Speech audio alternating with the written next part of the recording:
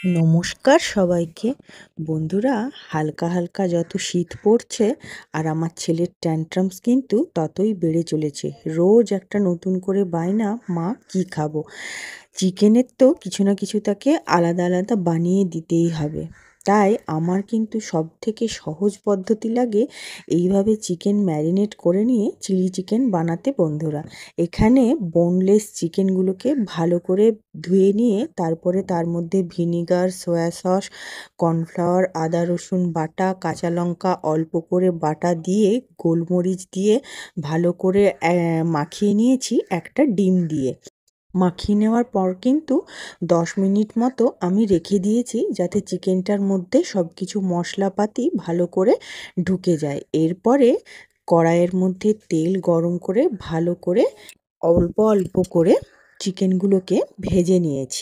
ব্যাস, যেই না ভেজেছি অমনি আমার বেড়ালের আনাগোনা শুরু হয়ে গেছে। তবে সসগুলো কিন্তু সব ও বের করে এখানে সাজিয়ে দিয়েছে। এই 6 ধরনের সস আমি কিন্তু ব্যবহার করেছি আমার রান্নায়: tomato ketchup, red chilli sauce, soya sauce, green chilli sauce, garlic chilli sauce, আর এপাশে আছে শেজওয়ান সস। এই সমস্ত সসগুলোকে এক চামচ এক চামচ করে নিয়েছি, আর টমেটো কেচাপটা নিয়েছি 4 চামচ মতো। সব কিছু বাটিতে ভালো করে একটু জল আর চিনি দিয়ে গুলিয়ে একধারে রেখে দিয়েছি। তারপরে এখানে ডাইস করে কেটে নিয়েছি অনিয়ন, ক্যাপসিকাম আর টমেটো। কড়াইতে প্রথমেই সাদা তেল দিয়ে কিছুটা বাটার আর আদা রসুন থেতো করে দিয়ে দিয়েছি সমস্ত ডাইস করে কেটে রাখা চিলি চিকেনের সবজিগুলো। তারপরে গোলমরিচ আর লবণ দিয়ে ভালো করে নেড়ে চেড়ে তার মধ্যে ওই গুলে রাখা সসের মিশ্রণটা দিয়ে দিয়েছি।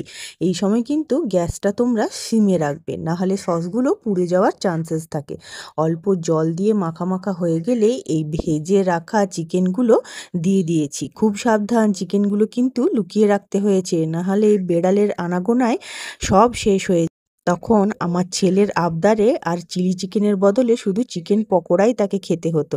নমস্কার সবাইকে।